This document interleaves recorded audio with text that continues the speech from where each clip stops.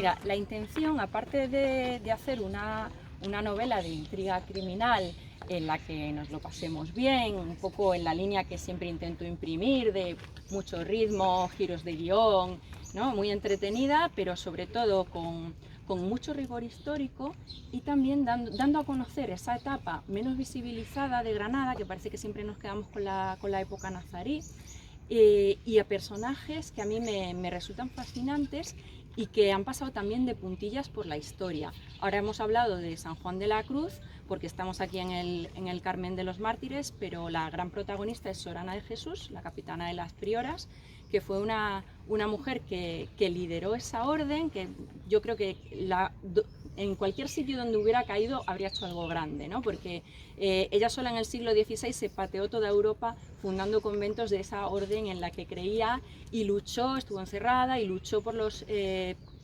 por erradicar los privilegios de algunos, por creer en un sistema, en una sociedad más justa, y sobre todo contra toda la misoginia que había dentro de su. Yo estaba fascinada por el papel que ejerció María de San José, la priora letrera, pero es que ahora doy con esta capitana de las prioras, que bueno, pues que es ya muchísimo más, para mí, eso, fascinante, y que me entusiasma y al mismo tiempo me indigna que no se la haya reconocido, ¿no? Y no se la haya puesto en su lugar. Hay otros personajazos, si me lo permites, como Juan Latino, que también debería estar en todos los libros de historia y se ha invisibilizado, en este caso no por ser mujer, pero a lo mejor probablemente tenga mucho que ver temas de discriminación racial, porque fue el primer, ahora lo contaremos, el primer catedrático negro de Europa, y en su momento hizo también grandísimas cosas, y me parecía que se les debía un poco ese papel. Sí, el reto era ese, ¿no? Colocar a estas dos personas fascinantes de nuestra historia como dúo detectivesco para resolver esos crímenes y para salvaguardar por aquello por lo que tanto han luchado, ¿no? Que es la reforma teresiana. Para eso, me he documentado y he trabajado mucho sus biografías para empaparme de ellos, de cómo reaccionarían, de qué harían, de cuál era su relación. Y estoy segura de que habrían actuado tal y como lo hicieron, tal y como lo hacen en la novela. Bueno, la novela negra lleva mucho tiempo con muy buen estado de salud, y yo creo que es precisamente por la denuncia social que ejerce en la mayoría de los casos, al menos lo que yo entiendo como novela negra.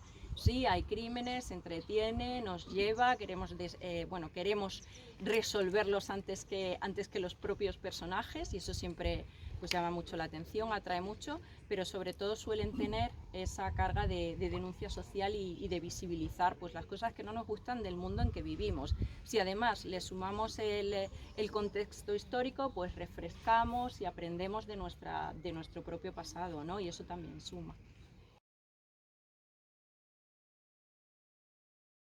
Porque todos son localizaciones de la novela, como vamos a ir viendo. Hemos partido del punto que está más arriba y que es un punto importante en la historia, ¿no? Lo que decía, aquí van a ambientarse muchas escenas, todas las que están en el convento, con San Juan de la Cruz aquí, con monjes que también de su propio convento que tienen un papel importante, y ahora ya vamos a ir viendo el resto de lugares que el epicentro es el convento de San José, porque es donde están tanto Sorana, lógicamente vivían en clausura, van a pasar muchas cosas allí, pero también nos vamos a ir a otros lugares importantes para entender la historia, ¿no? A la Real Chancillería. Ahora vamos a hacer el camino que hacía San Juan de la Cruz casi a diario, muy asiduamente, desde aquí hasta el convento de San José. Este camino lo hacía él descalzo a diario, ya digo, casi a diario, tanto cuesta abajo como vamos a ir nosotros, como después cuesta arriba. Y ahora os iré contando más cositas, pero todo en función de eso, de escenarios importantes de la novela y de ese año de 1585 en Granada. Pero con una diferencia muy importante, y es que aquí el epicentro está en un convento de mujeres, y creo que queda muchísimo por rescatar de los conventos femeninos que han sido, en muchos casos estaban en clausura, sí, pero era también el refugio de las mujeres en esa época, en el que podían tener más independencia, más autonomía, y desde luego cultivarse intelectualmente, que en el resto de espacios pues les era vedado, ¿no? Creo que ahí hay grandísimas mujeres como es el caso de Sorana de Jesús, y que tenemos pendiente refrescar, ¿no? Escarbar en todo eso y van a seguir saliendo muchas más. O sea, creo que acabamos de empezar con los conventos.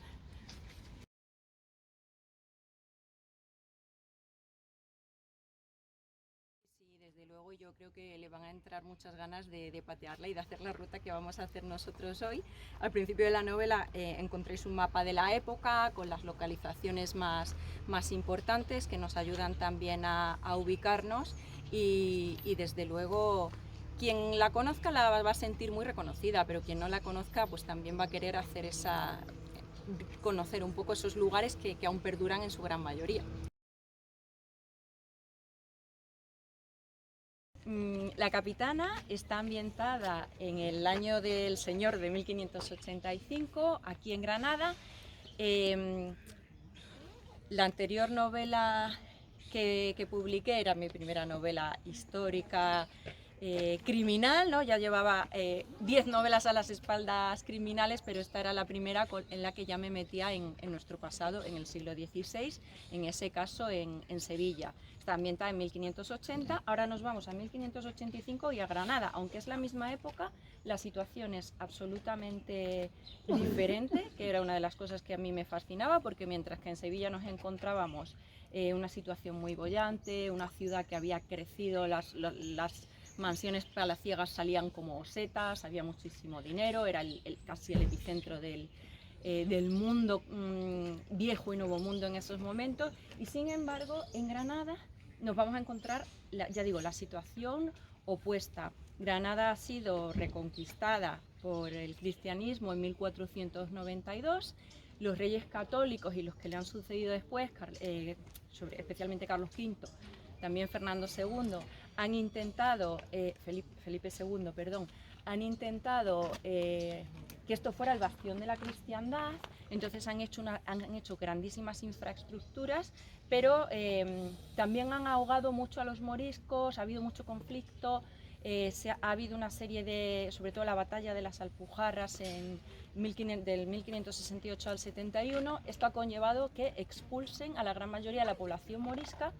Entonces, junto a una crisis de carestía que hubo y a otras circunstancias, pero fundamentalmente porque muchísima población se quedó fuera, la ciudad ha caído en picado. Es una ciudad pues muy oscura, en la que el rey también le ha retirado los apoyos, bueno, pues está un poco decepcionado y enfadado con la ciudad, entonces toda esa inversión y toda esa apuesta que había hecho la ha retirado. Y nos encontramos con un panorama, pues eso, bastante gris. La ciudad está, eso sí, llena de conventos y de monasterios y de iglesias, y justo en ese momento se han fundado aquí las órdenes los conventos de los carmelitas descalzos, de la Reforma teresiana, y los están dirigiendo aquí San Juan de la Cruz, y en el centro, en el convento de San José, Sorana de Jesús, la capitana, las prioras, ¿no? Entonces, empezamos aquí, primero porque es el punto más alto y luego ya vamos a ir bajando, pero también porque tiene bastante relevancia en la novela. Fray Juan, después sería San Juan de la Cruz, estaba, ya digo, aquí como prior. A mí me hubiera gustado que hubiéramos pasado porque os habría enseñado un poco las vistas que tenía. Aquí fue donde escribió sus obras más famosas que han pasado a la historia de la literatura universal, tanto los poemas como las glosas que hizo después. Fue un espacio de tranquilidad para él después de haber pasado pues por la cárcel donde le metieron en Toledo, que escapó de una forma que esa sí que es ya no novelesca sino cinematográfica, ¿no? Escapó de la cárcel de Toledo, se quedó en los huesos y luego llegó a Andalucía, y algunos años después pues estaba como prior en Granada con estas vistas y con esta serenidad, ¿no? Un poco resarciéndose también espiritualmente de todo lo que fue aquello. Y se va a encontrar con Ana de Jesús, que se van a hacer van a tener una amistad espiritual muy íntima, son dos de los adalides de la Reforma teresiana, cuando Santa Teresa muere en contra de los conservadores que van a intentar bueno, pues destruir un poco todo lo que Santa Teresa había querido poner en marcha, pues ellos van a ser dos de esos adalides, ¿no? Los principales, junto con Jerónimo Gracián y también quizá María de San José, la priora letrera, que la conoceréis de la anterior novela, de la Babilonia 1580. Bueno, yo aquí quería leeros un fragmentito con las vistas de lo que veía San Juan, Fray Juan, y luego os quería llevar al cedro, al famoso cedro que no sé si conocéis, de San Juan, pero que es un árbol singular y es muy venerado, se conoce en Granada, y todo el que viene, yo cada vez que vengo siempre hay alguien preguntando ¿dónde está el cedro? Que en realidad es un ciprés, pero todo el mundo lo conoce como el cedro de San Juan, que está ahí, la verdad es que está ahí un poco escondido. Es un árbol. Lo que os decía antes, que este era el camino que recorría Fray Juan para ir al centro de Granada a reunirse con Ana de Jesús y con el resto de monjas, que era su confesor, y que hacían también, se juntaban muchos frailes y monjas a cantar coplillas, precisamente en muchos casos de las poesías del propio Fray Juan, y tenían una comunión muy bonita, que era algo contra lo que luchaba la rama, digamos, más conservadora y, permitidme la palabra, más misógina de la orden. Es decir, Santa Teresa propugnó una forma de hacer las cosas más austeras, sin privilegios, de unas clases sobre otras, y también con más autonomía para ellas, para las mujeres. Pero cuando ella muere hay una corriente que intenta acabar con todo esto. Intenta acabar con cualquier independencia de los propios conventos, que las prioras, las gobernantas, casi que lo único que puedan hacer sea gestionar, comerse los marrones, si me permitís, pero que luego para cualquier cosa que quisieran hacer tuvieran que preguntar a un hombre, ¿no?, de la orden. Y les molestaba también muchísimo, pues eso, que se reunieran en pie de igualdad frailes y monjas. Contra esto van a luchar mucho, y va a ser una de las razones por las que encarcelen y persigan tanto a San Juan de la Cruz como a Sor Ana de Jesús, ¿no? Bueno, esto para deciros que él hacía este camino, él y los frailes, él junto con los frailes a veces, todos los días. Este es el camino que se hacía también, lo que os he comentado antes, o he leído en el fragmento, aquello empezó como una ermita de los mártires, ¿no? Entonces, a lo largo de todo el camino os encontraréis, ya quedan menos, pero quedan algunas, las cruces, los exvotos que, bueno, pues familias nobles ponían para se les cumpliera alguna promesa, en fin. Y este camino, pues San Juan lo hacía descalzo. La orden, los carmelitas descalzos no implica que vayan descalzos, implica que vayan en alpargata o sandalia. Pero él, que lo llevaba al extremo, ¿no?, en su ejercicio de austeridad y de llegar a la comunión con Dios a través de esa ausencia de todo lo material, iba casi siempre descalzo. La Santa Teresa de Jesús le reñía por esto. Hay alguna carta muy graciosa, anécdotas, ¿no?, en las que le dice, no, por favor, San Juan, ponte aunque sea la alpargatita, no me vayas siempre así. Pero aquí le vais a ver, pues como iba, pues en la mayoría de las ocasiones, a menos que ya no pudiera más. Así que nada, os quería señalar el exvoto y vamos a seguir hacia la Puerta de las Granadas. Apenas 500 de los 2000 pasos que dista su convento del de la Madre. Pero el fraile ya se ha visto compelido a dar 4 de las pequeñas cebollas que transportaba. 1584 ha sido el año más estéril que se recuerda y ha dejado España en un estado de harta necesidad. Solo en Granada han enterrado a decenas de ancianos y niños a diario. Sus cuerpos desnutridos aparecían sin vida en las frías mañanas del invierno y las calurosas tardes del verano. Además, a esa carestía por la falta de lluvias, en el Reino de Granada ha habido que sumar la gran crisis que supuso la deportación masiva de la mayoría de su población, de la que aún no se han repuesto. En la Puerta de los Gómez, justo bajo el arco de piedra labrada que enlaza el bosque de la Alhambra con la urbe, se topa con don Álvaro. Cualquiera diría que estabais esperándolo. Reverendo, que Dios os guarde. Id con él, hijo mío. Pero don Álvaro no tiene intención de ir a ninguna parte. Es uno de los muchos hidalgos vergonzantes que pululan por las calles buscando algo que llevarse a las tragaderas. Cristianos viejos, de familia sin tacha, a quienes el honor inhibe de trabajar y que acaban recurriendo a la mendicidad encubierta, Incluso con ese cielo ominoso que amenaza con más agua, la de pedir es la única opción que consideran, aunque lo hagan de forma discreta para no mancillar su linaje. Fray Juan observa los remiendos de su jubón, la capa raída, las puñetas de encaje sucias y deshilachadas, el borceguí derecho por el que le asoma el dedo gordo del pie. Sus propias ropas son mucho más modestas, un hábito de la tela más áspera y nada con que cubrir los pies, encallecidos por miles de jornadas de caminatas a las espaldas. Pero la suya es una decisión personal de austeridad para alcanzar la comunión con Dios. Le entristece encontrar nuevos zurcidos en las ropas del orgulloso hidalgo, sabedor de que cada uno de esos apaños constituye para él un nuevo motivo de oprobio. Quizá os agradaría probar una de las cebollas que acabamos de cosechar. El hidalgo se abalanza con ojos codiciosos sobre el capazo. Un par de ellas, así las catará también mi señora. Fray Juan asiente y el propio don Álvaro mete la mano y coge las dos más hermosas. Luego vacila un momento y agarra otra más. A mi hermano también le contentará. Sea. Fray Juan se despide y reemprende el trayecto antes de que don Álvaro se acuerde de más miembros de su familia. Bueno, dejamos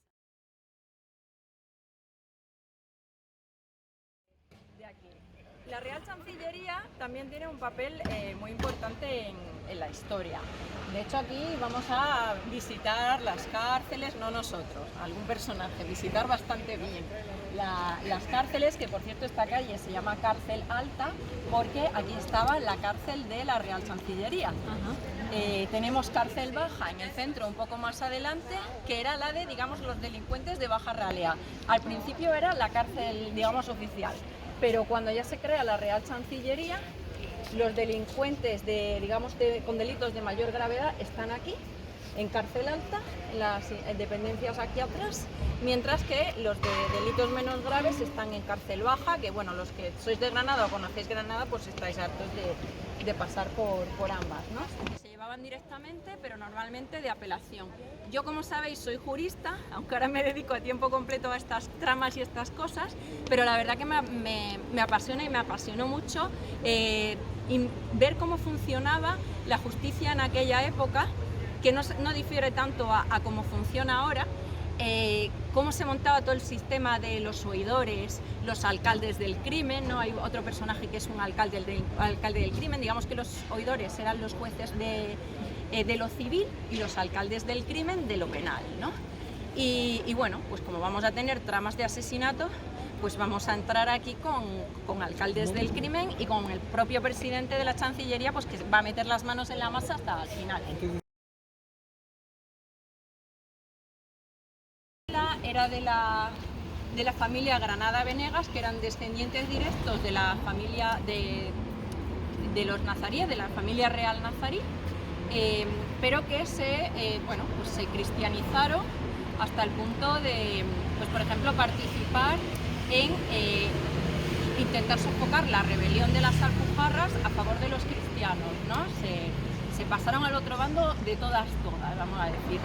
Y aquí está la Cuadra Dorada, que es un sitio muy especial porque es un saloncito que tenían literario. Alonso Granada Venegas era un mecenas que creía mucho en la cultura y aquí venían muchos de los poetas y literatos de la época a debatir, a crear, a declamar, y entre ellos pues venía Juan Latino, que es este poeta y gramático latino del que luego hablamos un poco más.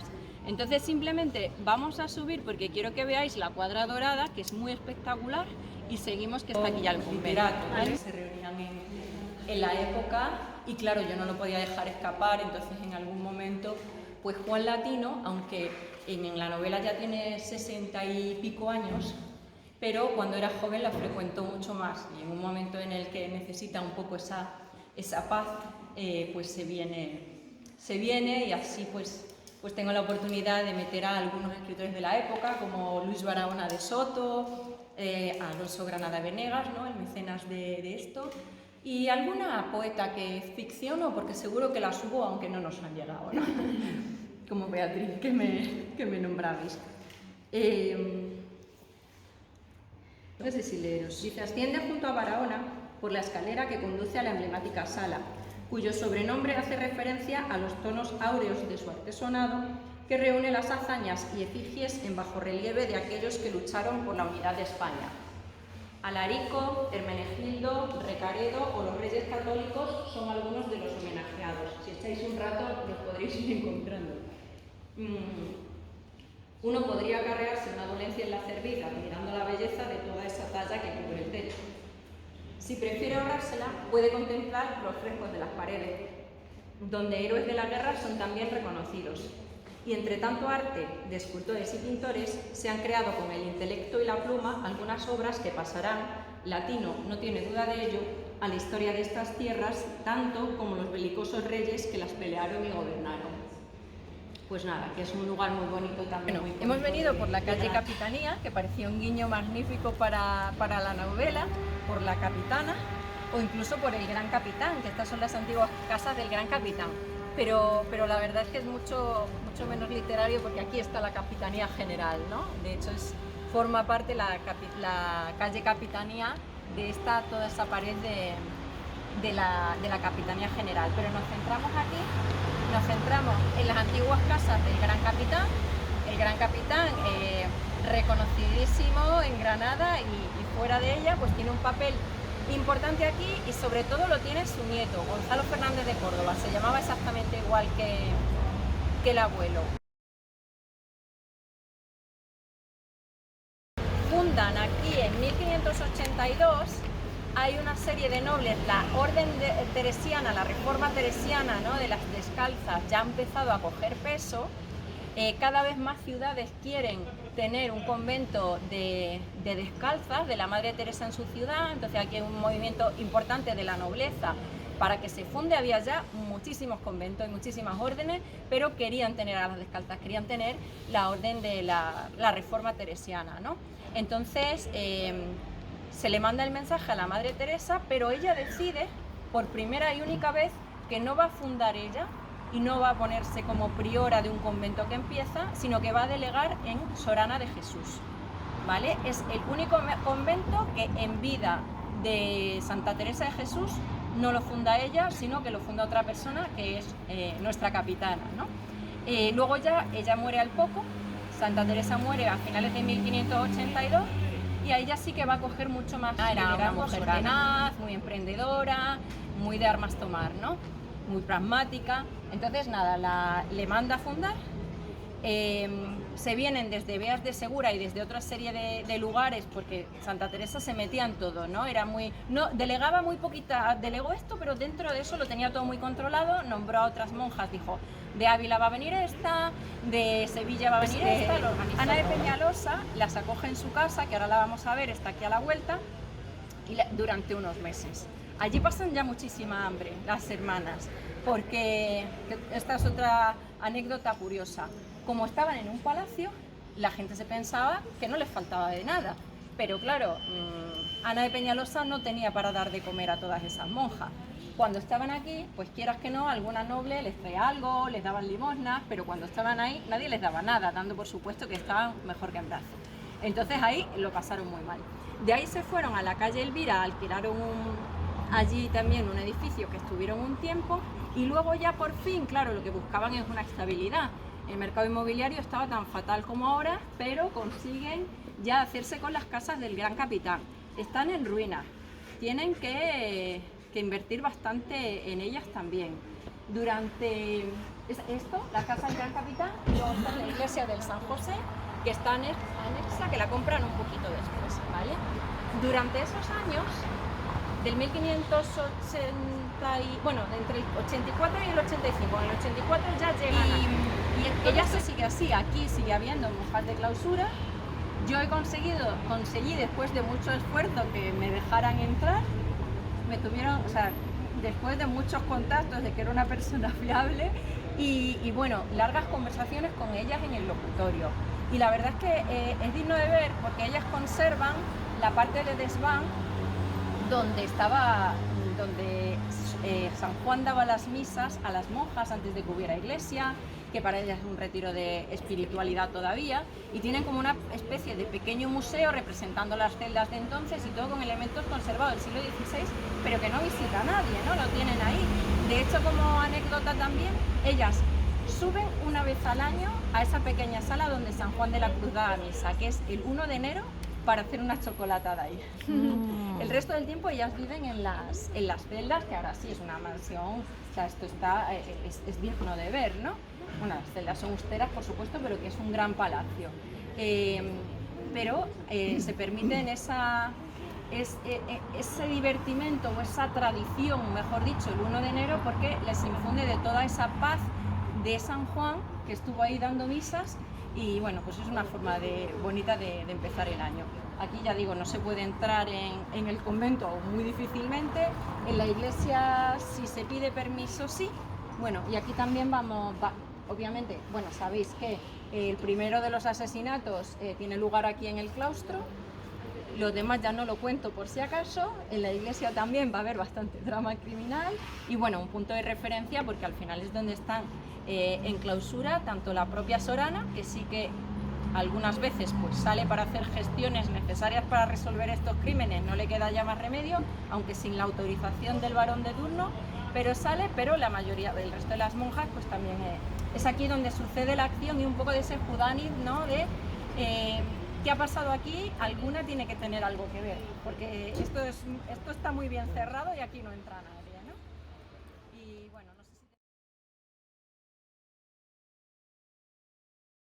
Otra de nuestras protagonistas o casi protagonistas es Samira, que se dedica a lo que se dedicaban muchos moriscos en la época, que es a la cría de gusanos de seda y a la elaboración de seda. Después de China, Granada era el lugar que más seda exportaba y de mayor calidad, ¿no? Estaba posicionada a nivel mundial.